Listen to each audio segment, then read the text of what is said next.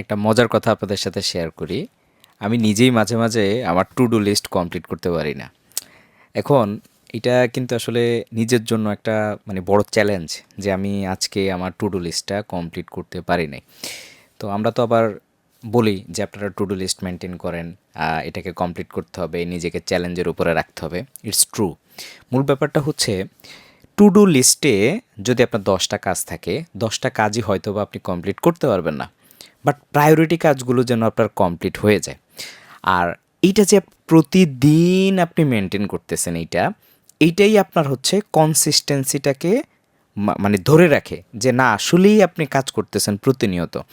একদম 10টার মধ্যে 10টা কাজ যে প্রতিদিন শেষ হবে ব্যাপারটা এরকম না। প্রতিদিন আপনার জন্য একরকম যাবে না। এটা আপনাকে মাথায় রাখতে হবে।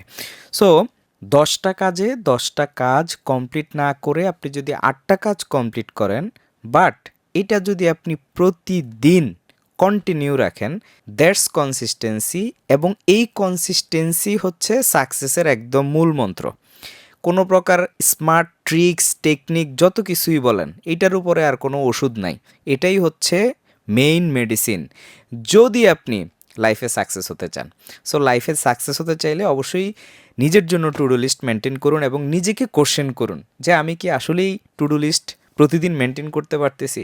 তা আমি কিন্তু চেষ্টা করি আমার প্রতিদিন হচ্ছে যে আমার পেজগুলোর মধ্যে যে প্রত্যেকটা পেজে দেখবেন যে প্রতিদিন আমার এই যে কাজগুলো সেট করা বিভিন্ন পেজে এক এক পেজে এক এক রকম। তো এটা আমি প্রতিদিন এক একটা পেজে আমার টু ডু লিস্টগুলো মেনটেন করার সর্বোচ্চ আমি চেষ্টা করি। এখন আমি আমার জায়গা থেকে প্রায়োরিটি দেই কনসিস্টেন্সিকে। সো আপনাকেও আসলে কনসিস্টেন্সিকে প্রায়োরিটি দিতে হবে। আদারওয়াইজ আপনি টু ডু লিস্ট নাই, দেখবেন যে আপনি ভুলেই গেছেন আসলে আপনার কী কাজ করা উচিত। দেখবেন যে রাত্রে 9টা বাজে একটা ডেলিভার করা লাগবে, আপনি ভুলে গেছেন।